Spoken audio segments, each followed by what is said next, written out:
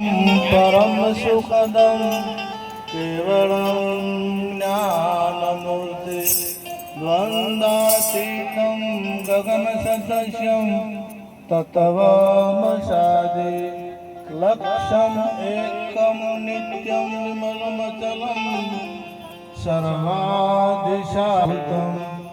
भावातीतं त्रिगुणरहितं सद्गुरुवे नमामि। सद्गुरु सदगुरुराम बाबानो जय, हनुमानजी महाराजनो जय। આજે નેકોઈ મુકામે હનુમાનજી દાદાની પ્રાણ પ્રતિષ્ઠા મહોત્સવ નિમિત્તે 3 દિવસીય જે કાર્યક્રમ રાખેલો એ બદલ ગ્રામજનોને ખૂબ ખૂબ ધન્યવાદ। ગઈકાલે સંતવાણીનો કાર્યક્રમ પણ હતો, આજે પણ ભજન સત્સંગનો કાર્યક્રમ રાખ્યો અને એમાં પધારેલા અમારે સંત મહાપુરુષો અહીં કાકોશી નિવાસી પૂજ્ય ભૂપતરામ મહારાજ તથા નેકોઈથી પ્રધાનરામ મહારાજ, પાદરડીથી અમરદાસ મહારાજ, જમનરામ મહારાજ તથા અમારે સુખદેવ મહારાજ નેકોઈથી તથા જકારામ મહારાજ નેકોઈથી તથા વ્યાસપીઠના દીપાવના તમામ સંતગણ, તમામ પ્રેમી ભક્તો, વિશેષ તો આપણે હનુમાન દાદાની જે પ્રતિષ્ઠા કરી એ ગ્રામજનોને ખૂબ જહેમત ઉઠાવવી પડી છે, થોડો ઈકો ઓછો કરી દો છે અને ખૂબ મહેનત પછી એનું પરિણામ મળતું હોય છે। આપણે કોઈ પણ વાવેતર કરવું હોય તો 4 મહિનાની મહેનત કરીએ ત્યારે ફળ મળતું હોય છે, એમ આ પણ ફળ મળવા માટે ઘણા વર્ષો સુધીની મહેનત કરવી પડતી હોય અને એ મહેનત જ્યારે એનું ફળ પાકે ત્યારે એને આપણને ખબર પડતી હોય છે। એમાં મનુષ્ય જન્મ એક મોઘો મળ્યો છે, કિંમતી છે।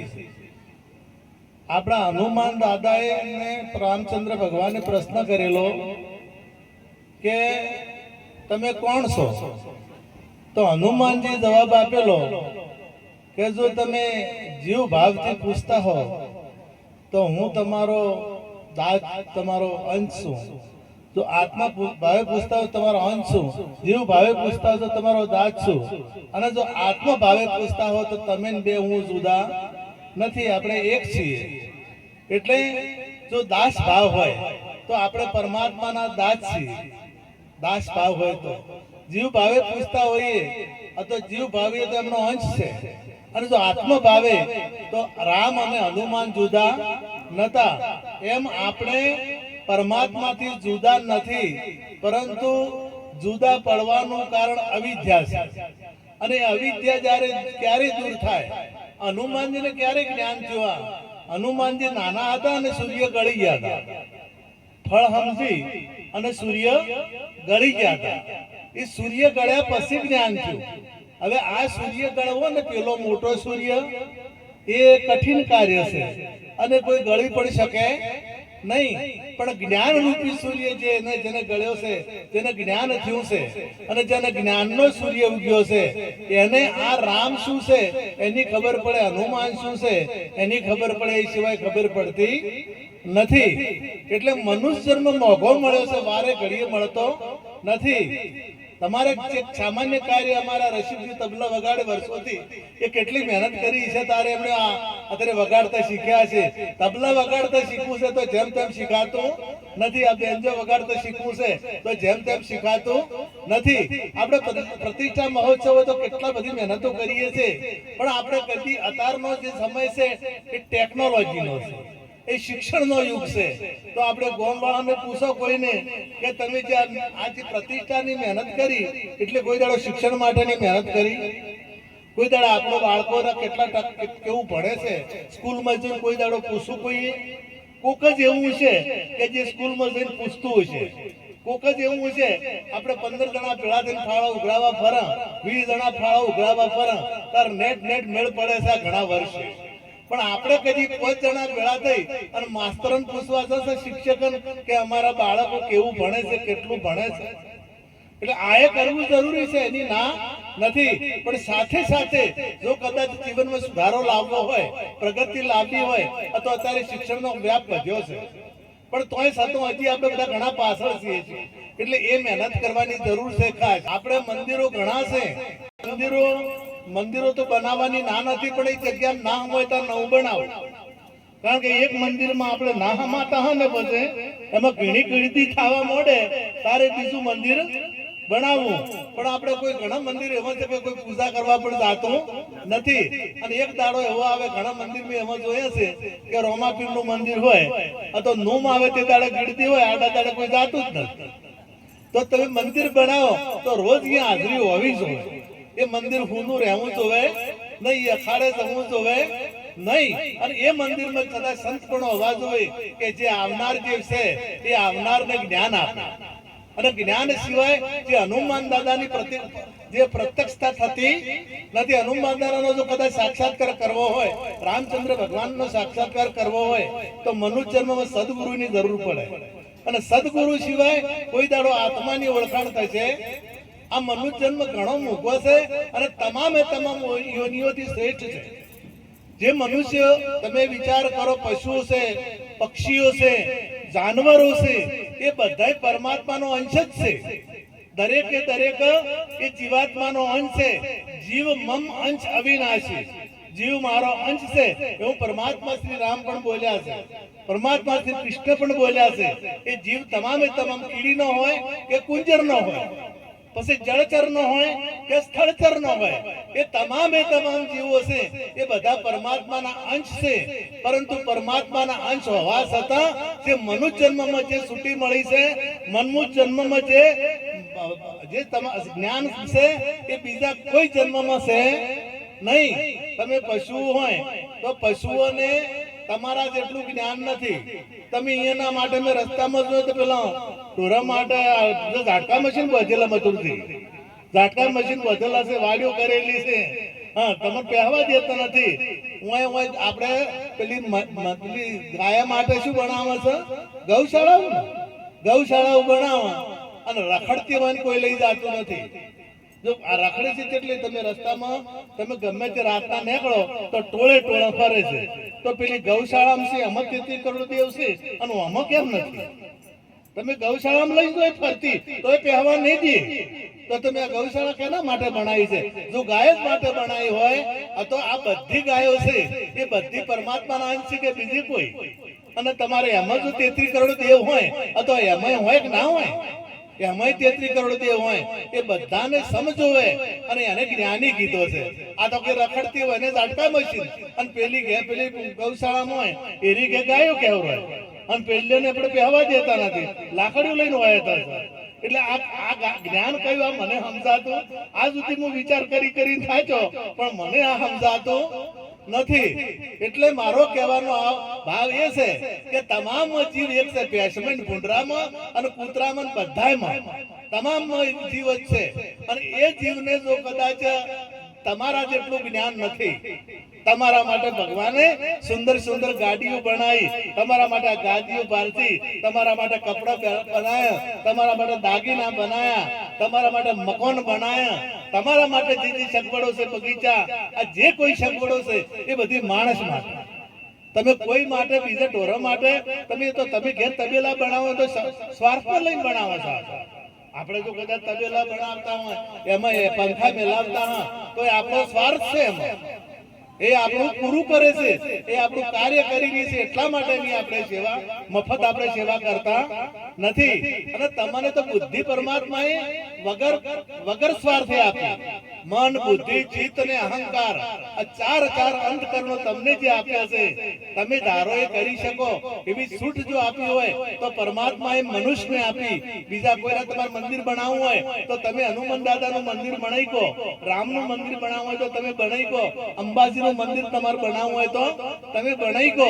આ બધી છૂટ કેવળ મનુષ્યને મળી, આ બીજા કોઈને છૂટ મળી નથી. કર્મ કરવાની છૂટ જો મળી હોય તો માનવને મળી છે. અને એ માનવી એ જો એવું કર્મ કરે, આપણે સદારામ બાપાને હવ ઓળખે છે અને સદારામ બાપાને બધું ગોમ મોને, આખો બધા મોને. કોઈ પણ દારૂડિયા હશે તોય મોને, બધાય મોને, ગમે તે મોને, પણ એની વાત કેટલા મોને? જો તમે એમની વાત માનતા હો તો તમે એમને માનો છો, ન કે માનતા. સદારામ બાપુએ ભજનમાં ગાયું છે, દારૂ પીનારા દારૂ છોડી દેજો, ગોજો પીનારા ગોજો છોડી દેજો, બીડી પીનારા બીડી છોડી દેજો. આવું સદારામ બાપાએ ગાયું. આ સદારામ બાપાના વાક્યો છે, વચનો છે. એ સદારામ બાપાના વચનો આપણે માનતા હોઈએ તો બોલો હાર્યું હોય જોઈ. આખી સમાજ માને છે કે નહીં માનતી? બધા માને છે કે નહીં માનતા? જો બધા માનતા હતા કોઈ હોય, કોઈ કોથળીઓ પોટલીઓ પડેલી હોય, જો સદારામ બાપુ માનતા હોય તો બધી તમામ સમાજોને સદારામ બાપાએ કીધું છે. કોઈ બીજી એક જણાને કીધું નથી. એટલે એમની વાત નહીં માનવી, એમને માનવા છે, પણ એમની વાત માનવી નથી. હું દ્રષ્ટાંત કહું છું વારંવાર કે બે વડીલ હતા અને પૈસા વાળા હતા, ઘેર સુખી હતા, બે બોર કરેલા, બે દીકરા એમને, એક દીકરો બીજા બોરે રે, એક બીજા બોરે રે. હવે એક દીકરો વહેલો ઘેર આવે કાયમી, એટલે રસ્તામાં કોકના ખેતરમાં તો ફૂલ તોડતો આવે, એટલે ઘેર બાપાને પછી પૂજન કરે, ફૂલ ચડાવે, હાર ચડાવે, કંકુ ને તિલક ના ચોખા કરી દંડવત સાષ્ટાંગ પ્રણામ કરે, પ્રણામ કરી અને પછી જાતો રહે. આરતી ઉતારે, મથુરજી આરતી ઉતારે અને આ બધું કરીને જતો રહે. અને પછી બીજો આવે મને કોઈ પૂજા કરતા આવડતું નથી. એ આવે હું પૂછે કે બાપા ચા પીધી છે કે નહીં પીધી? ના પીધી હોય તો મૂકી આવે. હવે ચા મૂકે આવે, બાપો કે નાના મારે નથી પીવી, કે ના હું પીવું. તમે બનાવો, નાસ્તો બીજો કરવો તો કરો. અને કોઈ વસ્તુ બધા ડબ્બા જોવે, ઘરમાં કોઈ વસ્તુ ખૂટી તો નહીં ને? કોઈ ખોડ છે, દાળ છે, આ બધું જોવે. જો કદાચ કોઈ વસ્તુ હોય તો તરત દુકાને જઈ અને ડબ્બો ભરી દે અને પછી થોડા પૈસા હાલે કે બાપા રાખો. એટલે બાપો કે નાના મારા પાસે કે રાખો, જો ઉચિત હું લઈ જાય, તમે તાર હાલ તો રાખો. પૈસા આપે પછી કે માને બહેન કે માં તમારા કપડા કાઢી આપો. બાપા કે તમારા કપડા હાલો, એટલે તો ટીનિયાની મમ્મી ધોઈ નાખશે, એ કપડા લઈ જાય. હવે હું તમને પૂછું, પેલો પૂજા કરે હારો, કાર્યો હારો? હે હારો જીયો આ સેવા કરે કે અંતર આપણે મંત્રી ઘંટ વગાડ કરે, ટંકોરીઓ વગાડ કરે, નગાર વગાડ કરે, પણ રોમની એક વાત ના માને તો શાકો? કૃષ્ણની એક વાત આપણે માનતા નથી તો શાકો? આપણે કૃષ્ણની વાત માનતા હોય તો ભગવાને ગીતામાં કીધું, તત્વિત પ્રણિપાતેન પરિપ્રશ્નેન સેવ્યા ઉપદેક્ષેન્તિ તે જ્ઞાનમ જ્ઞાનીમ તત્વદર્શિનમ. એ અર્જુન, તું તત્વજ્ઞાની પુરુષના પાસે જા. જો તારે તમામે તમામ સંશયોનું નિવારણ કરવું હોય તો તું જ્ઞાની પુરુષ પાસે જા, અને જ્ઞાની પુરુષ તારા સંશયનું નિવારણ કરશે. આવું ગીતામાં ભગવાન શ્રી કૃષ્ણ બોલ્યા છે અને તમામ ભારતના હિન્દુઓ માટે બોલ્યા છે. એ એક વ્યક્તિ માટે બોલ્યા, અરે હિન્દુને તમામે તમામ સમાજો માટે પરમાત્મા શ્રી કૃષ્ણ બોલ્યા છે. તો એ શબ્દ જો આપણને લાગ્યો હોય, આપણા કૃષ્ણની વાત આપણે માનતા, તો કોઈ ગુરુ વગર હોય? કોઈ ગુરુ વગર હોય નહીં. રામની વાત માનતા તો રામે પિતાનું વચન પાલન કર્યું છે. અને આપણે તો ગમે બાપામાં માખોટા કરી થાકે, રાયડો કરી થાકે કે તમે વ્યસન ના કરો, સંતો વેડ રાડ કરે તો બાપાનું માનતો બીજાનું માને રે. એટલે આપણે જ્યારે પરમાત્માને માન્યા ક્યારે કહેવાઈએ કે પરમાત્માની વાત આપણા જીવનમાં ઉતારીએ છે તો આપણે માનસ, એટલે કે આપણે ભગવાનને અને બધાને બકાવા. આપણે ક્ષેત્ર છે રમાપીર ને માનતા હોય, નેઝા લઈ જા, હેડતા હોય થા તો રમાપીર 24 પર્યાણું લખે છે. અને 24 પર્યાણું એમ લખ્યું છે કે આ જે મેં નિયમો કર્યા ને, પર્યાણું એટલે નિયમો, આ 24 જે નિયમો છે એ નિયમોનું પાલન કરે એ મારો ભગત, ન કે મારો ભગત નથી. જો હેડવા વાળા પૂછો એકે પર્યાણની ખબર છે? એકે પર્યાણની રમાપીર ખબર નથી. એટલે એ જે આપણે જો જીવનમાં જો કલ્યાણ કરવું હોય, જો પરમાત્માનો સાક્ષાત્કાર કરવો હોય તો એક જ મોકો છે, નર એસી કરણી કરે તો નરકા નારાયણ થાય. તમે સદારામ બાપા અને તમારું શરીર પોત તત્વનું છે, સદારામ બાપાનું શરીર પોત તત્વનું, રામચંદ્ર ભગવાનનું પોત તત્વનું અને કૃષ્ણ પરમાત્માનું પોત તત્વનું. પણ એમને એમ કર્મ કર્યું તો એમની પૂજા થાય છે. સદારામ બાપા તો હમણાં આપણા બધાને જોયા છે, એમને એમ કર્મ કર્યું તો એમને મંદિરો બંધોય છે, એમને રોજ હોમી થતા હતા.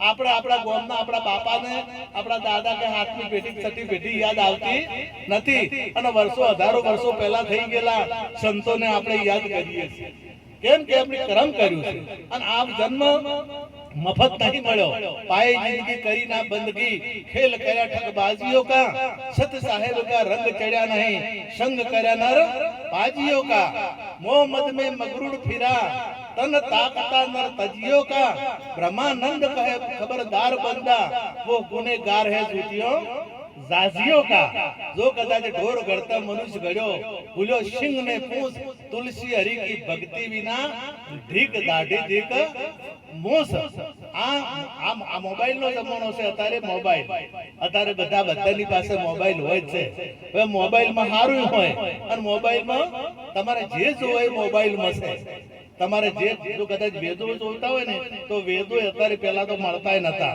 અને અત્યારે મોબાઈલ માં ગોતો તો વેદ મળે 18 પુરાણ જોવે તો મળે તમારે જે જોવે પણ એનો ઉપયોગ કરતા આવડે તો હવે આ મોબાઈલ માં તમે પરમાત્મા વ્યાપક છે નું કઈક પ્રત્યક્ષ નું દાખલો આલો કે મોબાઈલ માં તમે બોલો એ મોબાઈલ હોય જ ચારે દિશા સમજાય જે અવાજ તમે બોલો એ બોલો બધી જગ્યાએ જાય કે એક જ બાજુ જાય બધી જગ્યાએ જાય તમે ઉગમણા ઉભા હો તો અભળાય આથમણા ઉભા હો તો અભળાય કારણ કે એનો જેટલે ગળા એનો રેન્જ હોય એટલી ગળા આપણે આપણું બોલેલું સંભળાય આ જે સાઉન્ડ છે સાઉન્ડ ની જેટલી રેન્જ છે એટલા ઉંચોનો અવાજ જાય આગળ જાય નહીં હવે આ મોબાઈલ નો જે આ છે એ વચમાં કદાચ અમેરિકાનો બીજો ફોન હોય એનો નંબર અહીંયા કોન્ટેક્ટ હોય તો લાગે કે ના લાગે તો એના ઉપરથી નક્કી થાય છે કે અવાજ અહીંયા જાય છે અહીંયા આપણો અવાજ જાય છે તો અમેરિકામાં પકડાય છે કોઈ પાકિસ્તાનમાં આપણો અવાજ જાય છે ચારો દિશામાં આપણો અવાજ આખા બ્રહ્માંડમાં આપણો અવાજ ફરી રહ્યો છે અને એ અવાજને તમે કદાચ બંદૂક મારો તો એ અવાજ કપાય એને કદાચ બોમ્બ ફોડો તો એ અવાજને કોઈ થાય શાસ્ત્રથી કપાય નયન સેદનથી શાસ્ત્રાણી ગીતામાં ભગવાન ગીતા શાસ્ત્રથી સેદાતો નથી એ વરહાત વરહે નયન સોસાયટી મરુત એ હવાથી શોષાતો નથી એ પાણીથી પલળતો આ પ્રત્યક્ષ પ્રમાણ છે અને એનાથી પરમાત્મા તો કેવો અમારા ઉપદ્રવના ભાઈ અમરસિંહ મહારાજ શાકી એમણે ભજનમાં ગાયું શબ્દમાં છે પણ શબ્દાતીત 52 બારો આદિ ને અંત से सच्चित आनंद से वालाનું નામ નિરંતર से शेष વધે તે ઈશ્વર છે આવો જે પરમાત્મા છે એના વગર કોઈ જગ્યા ખાલી નથી અને એ તમારો આત્મા એવો છે તમે પોતે હું તો પૂછું એવા છો તમે મરો એવા નહીં તમે જન્મો એવા નથી તમે આવો એવા નથી તમે જો એવા નહીં એટલે તમારું સ્વરૂપ પરમાત્માથી જુદું નથી પરંતુ ક્યારે આ વાત સમજાય કે જ્યારે સાચા સદગુરુ મળે ઘણા કે ડાયા ભોળા ગુરુ કરો ને એમ ના ચાલે આપણે ભણવામાં મેલવો છે બાળકને અને એને કક્કોન બારાકડી નહીં આવતી માસ્તરને તો એ આપણે ભણાવશે એ બાળકને નહીં ભણાવે તો ડોક્ટરી વિદ્યા શીખવી છે ને તો જે ડોક્ટરી ભણેલો છે એના પાસે મૂકવો પડશે એટલે માથે હાથ મિલ્યા હાટે ડોક્ટર નહીં થતો અને તો ભગવાન તો ના મળે જો ડોક્ટર માથે હાથ મૂક્યાથી થાય કદાચ આપણે ડોક્ટર ભણાવો છે દીકરાને અને કોઈ ડોક્ટર ભણેલો છે એ હાથ મૂકે તો થાય ડોક્ટર ના થાય ફિઝિયોથેરાપિસ્ટ કે કોઈ પણ એમડી કે એમએસ કે એમબીબીએસ કે કોઈ પણ એ માથે હાથ મળે તો ડોક્ટર થાય એના માટે કેટલા વર્ષ ભણવું પડે કેટલા વર્ષ ભોગ આલવો પડે તારી ડોક્ટર થાય છે એમ આપણે કાન માથે હાથ મેળવી આવ્યા છે અમારું ગુરુ થઈ ગયા છે માથા હાથ મેળવ્યાથી કોઈ મેળ પડશે નહીં એ તો એના પાસે સદગુરુ મહારાજના પાસે જવું પડશે જેમ ગીતામાં ભગવાને કીધું કે તત્વિદ પ્રણિપાતન સેવા કરી અને વિધિ સહિત જવું પડશે અને વિધિ સહિત નહીં જાય તો કોઈ દાડો મેળ આવશે નહીં એટલે જે વિધિ છે એ વિધિ પ્રમાણે જો કોઈ પણ કાર્ય છે ને એ વિધિ સહિત થાય તો મેળ પડે ન કે વિધિ સહિત થાય તો મેળ પડે નહીં મારા ઘણા મહાપુરુષો બાકી હજુ છે એટલે હવે આટલું ના બોલતો વધારે ઘણું નથી બોલ્યો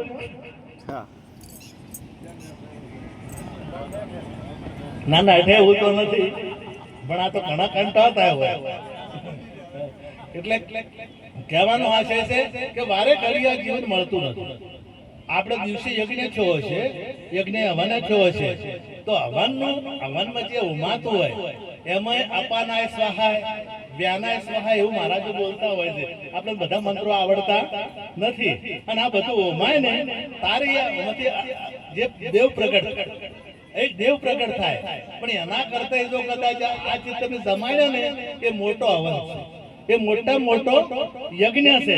અને એમાં જયારે ઓમાય ને એમાં જઠરાગ્નિમાં પડે અને જઠરાગ્નિ જયારે પાચન થાય એટલે પછી એમાં ઓડકાર આવે. ઓડકાર આવે ને ઓડકાર આવે એટલે ઓટોમેટિક આશીર્વાદ. આપણે રાજસૂય યજ્ઞ જયારે પાંડવોએ કર્યો, રાજસૂય પાંડવો યજ્ઞ કર્યો એટલે એમાં 3 વાતો નક્કી હતી. એક ધર્મની ધજા, બીજું કોનાનો નોળિયો અને ત્રીજું પંચજન્ય શંખ. આ 3 વાગે તો આ યજ્ઞ સફળ. અને આ 3 ન થાય, શંખ ના વાગે, ધર્મની ધજા ના ફરકે અને નોળિયો હોનાનો ના થાય, તો એમાંથી એકે વિનું જો કદાચ બાકી રહે તો આ યજ્ઞ સફળ થયો કહેવાય નહીં. એટલે તારે ધર્મની ધજા તમે કોઈ બી કામ કરો ને એટલે ધર્મની ધજા તો રોપાઈ જ જાય. પહેલા ધર્મની ધજા તો તમે ભજન કરો કે તમે પ્રતિષ્ઠા કરો કે તમે કોઈ પણ ધર્મનું કાર્ય કરો એટલે ધર્મની ધજા રોપાઈ જાય. હવે બીજા પછી સોનાનો નોળિયો પણ થયો, સોનાનો નોળિયો પણ થયો. અને ત્રીજો જે મુદ્દો હતો પંચજન્ય શંખ, એ વાજો નહીં, પંચજન્ય શંખ ના વાજો એટલે પછી ચર્ચા થઈ કે ભાઈ આપણો યજ્ઞ અધૂરો છે. તો કે કોને પૂછ્યો? તો કે પરમાત્મા શ્રી કૃષ્ણને જ આ પૂછો, એમના સિવાય બીજો કોઈ જવાબ આપી શકે નહીં. પરમાત્મા શ્રી કૃષ્ણને આ પૂછું કે આપણે આ અધૂરું લાગે છે, આપણે જે થવાનું હતું થયું નથી, એટલે કે તમે કંઈક ભેદ રાખ્યો હશે, તમારામાં કંઈક ભેદ હશે. કે મને શું ભેદ છે અમને કોઈ ખબર પડતી. તો જે સુપત ઋષિ હતા અને સુપત ઋષિને તમે આમંત્રણ આપ્યું છે કે ના? અમે આમંત્રણ આપ્યું નથી, કે તમારામાં ભેદ ઉભો છે, ઊંચ નીચનો ભેદ ઉભો છે. ઊંચ નીચનો ભેદ જ્યાર સુધી હોય ત્યાર સુધી યજ્ઞ સફળ થતો નથી. એટલે તમે સુપત ઋષિને અમને આમંત્રણ આપો અને અમને તેડી લાવો. એટલે ભીમને મોકલ્યા કહેવા. એટલે ભીમને સુપત ઋષિએ જવાબ આપ્યો કે હું રાજાઓનું, વૈદનું અને વેશ્યાનું ખાતો નથી. કે કેમ? તો કે રાજા ચોક ને ચોક સામ દામ દંડ અને ભેદથી વસૂલ કરતા હોય છે, એટલે મને પાપ લાગે, એટલે હું ખાતો એમનો નથી, એટલે તમારા યજ્ઞ હું નહીં આવું. ભીમ પાછા આયા કે મને હુકમ નહીં ને કે ઉપાડી ન લઈ જો તો આમ તો, પણ હવે મને કીધું નહીં. એટલે કઈ રીતના લઈ હારું પારા ઉપાડીને લાય મેળા આવતો? એ તો ભાવથી આવે તો એ તો મેળા આવે ને કે સિવાય. અમારા સુખદેવમાં આજ બપોરે ફોન કર્યો મને કે તમારે ભજનમાં જ આવવું પડશે. અમારે બીજા ગામમાં ભજન નતા, પણ એક બોલમના નિમિત્તે હોતમાં ગોઠવણી કરેલી હતી. એ તો હારી બધું સેટિંગ થઈ રહે તો મેળા આવે અને બધું થઈ ગયું. તાર ભાવ હતો તાર બધું સેટિંગ થયું ને કે બીજા અડધા ના માને કે ના આજ આપણે બધાને ગોઠવું છે એટલે જવું પડશે, પણ બધાય માન્યા કે ના ના તાર તમે જઈ આવો. એટલે ભાવ હોય તો બધું કાર્ય બધું હમું પડી જાય. કોઈ પણ કાર્ય તમારે કરવું હોય એમાં જો તબલા વાળા ના મળતા હોય તો મળી જાય, મંડપ વાળા ના મળતા હોય તો મળી જાય, આ બેંજા વાળા ના મળતા હોય તો તમે વિવાહ કરો તો પરમાત્માની મેર આપણા ઉપર હોય ને તો હોની દાગીના ના કરી આલતો હોય તો કરી આલે, પણ પરમાત્માની આપણા ઉપર કૃપા હોય તો. એટલે કે તાર હવે શું કરશે? એટલે કૃષ્ણ પરમાત્માએ કીધું કે દ્રૌપદીજીને મોકલો. એટલે દ્રૌપદીજી જઈને વિનંતી કરી કે પ્રભુ અમારી ભૂલ થઈ ગઈ છે, ક્ષમા કરો અને અમારા દ્વારે પધારો. એટલે આ પેલો પ્રશ્ન કર્યો તે કીધો કે હું આ ત્રણનું ખાતો નથી. એટલે દ્રૌપદીજીએ કીધું કે હું રાજા નહીં, હું ભગત છું અને તમારા પાસે ભગત તરીકે આવીશું. આ જેટલું બધું હેડીને આવીશું એ ભગત તરીકે આવીશું. જો કદાચ હું રાજાની રોણી હોત, રાજાની રોણી તરીકે આવી હોત તો રથમાં બેસીને આવો, પણ હું રથમાં બેસીને આવી નથી. એટલે હું ભક્ત છું અને ભક્તના ઘેર તમારે આવવું પડે. ભગવાન જોઈ આયા છે એ બધા ભક્તના ઘેર આયા છે, રાજાના ઘેર આયા નથી, પૈસાવાળાના ઘેર આયા નથી. ભગવાન રામચંદ્ર ભગવાન એક વખત સબરીના ઘેર જતા હતા. સબરીના ઘેર જતા હતા એટલે વચમે ગોમ આવ્યો અને ગોમમાં બધા ત્રિવેદી બ્રાહ્મણો રહે ચતુર્વેદી બ્રાહ્મણો રહે. ચતુર્વેદી એટલે જેને 4 વેદનું જ્ઞાન હોય ને અને ચતુર્વેદી કહેવાય. જેને 3 વેદનું જ્ઞાન હોય અને ત્રિવેદી કહેવાય. અને જેને 2 વેદનું જ્ઞાન હોય અને ત્રિવેદી કહેવાય. હવે એ ભણો રહેતા હતા. મોય વણિયો એક શેઠ હતો, ઘણો મોટો પૈસાવાળો. બીજા બધા હતા વણિયા, પણ એક નગર શેઠ હતો કે આખા ગામમાં કોઈના પાસે મૂડી ના હોય એટલે મૂડી. અને મોય ઠાકોરોય રહેતા હતા, ધોકાવાળા હતા. એટલે એટલી ચર્ચા છે કે રોમ હોય નીકળવાના છે એટલે કે આપણા ઘેર લઈ જવા છે, આપણા ઘેર પધરમણી કરાવી છે રોમની. તો એટલે ચર્ચા છે કે પેલો કે તાર મારા ઘેર આવવા જો, સરપંચ કે મારા ઘેર આવવા જો. એટલે વણીએ યુક્તિ કરી કે ઉભા રહો, આપણે બધાના ઘેર રવાજો અને જે વધારે ભેટ કરે ને એ લઈ જાય. વધારે ભેટ કરે, હવે એના જેટલી ભેટ કોઈ કરી શકે એમ નતું. અને પેલા ચતુર્વેદી હતા ને એ વાત જોઈ રહ્યા હતા કે અમારે તો 4 વેદનું જ્ઞાન છે. અમારી પાસે 4 વેદનું જ્ઞાન છે એટલે પરમાત્મા બીજે કોઈ જોય નહીં. અમારા વેદોના જ્ઞાનથી અમારી પાસે આવશે પરમાત્મા. એટલે એક ઠાકોર ઉભો છો કે મારી એક વાત ઓપડો, જેને લઈ જવા લઈ જવું તો મારા ઘર ને આમ ધોકા છે. તો પછી પેલા વણિયો ના બોલ્યો, પેલા ચતુર્વેદી ના બોલ્યા, કારણ કે હું બાયાજી બોલે. હવે આ બધામાં ચાલુ છે. અને રોમ અહીંયાથી નીકળ્યા ગોમહોમાં તાચા જ નહીં અને સીધા હેડ્યા સબરી ના ઘેર પંપા સરોવર. પેલા પૈસા વાળો બેહી રહ્યો, પેલા 4 વેદના જ્ઞાન વાળો બેહી રહ્યો અને પેલા ધોકા વાળો. એટલે કહેવાનો ભાવ કે દાદાગીરીથી પરમાત્મા ના આવે, પૈસાથી પરમાત્મા ના આવે અને વેદોનું એકલું જ્ઞાન પણ પરમાત્માને લઈ શકે નહીં. તો સદગુરુનું જ્યારે જ્ઞાન હોય તારે પરમાત્મા આપણા ઘેર આવે. અને એ જ્ઞાનથી મને ગોવિંદ મળ્યા છે ગુરુ જ્ઞાનથી. અને એ તો એ આસમાનથી ઉતરી પડે તો પરમાત્મા ગમે ત્યાંથી તમે બોલાવો તો આવે. નરસિંહ મહેતાના ઘેર જો, સકુબાઈના ઘેર જો, આ બધાના ઘેર પરમાત્મા એ ભક્તના ઘેર જો છે, બીજા કોઈના ઘેર ગયો. અને તમારા ભગવાનને શોધવા કોઈ ના જવું પડે, તમારે નેકોઈમાં આવે. તમારે નેકોઈમાં આયા છે આમ તો ઓળખો તો અને આવે જોઈ તમે બોલાવો અહીંયા કે ક્યારે કે તમે બોલાવ્યા ક્યારે ના આવ્યા. તમે બોલાવો, સાચી રીતે બોલાવો તો આવે. પણ આ તો જૂઠું બોલાવત ના આવે. દ્રૌપદીજીને સુપત ઋષિએ કીધું કે હા હું આવું પડે, એમને ના મને કંઈક તમારે આપવું પડે. જો સંતને લઈ જવો હોય તો સંત એમને તમારા ઘેર આવે નહીં. કે દ્રૌપદીજી કીધું કે મેં વાપર્યું છે કે ભક્તિ માર્ગમાં કે સંતના દર્શન કરવા આપણે જઈએ અને જેટલા ડગલા ભરીએ એ માર્ગમાં, એ ડગલા ભરીએ ડગલે યજ્ઞ ફળ હોય છે. તો હું આ ભક્તિના માર્ગમાં હું ચાલીને તમને તેડવા આવીશું અને એ જેટલા ડગલા એ માર્ગમાં મેં ભર્યા હોય એ બધા ડગલાનું પુણ્ય તમને અર્પણ. પણ તમે માર ઘેર પધારો ને. સુપત ઋષિ તરત બોલ્યા વગર ઘેર આયા એટલે કે રસોઈ બનાવો. રસોઈ બનાવીને રસોઈ પીરસી દ્રૌપદીજી જાતે બનાવી.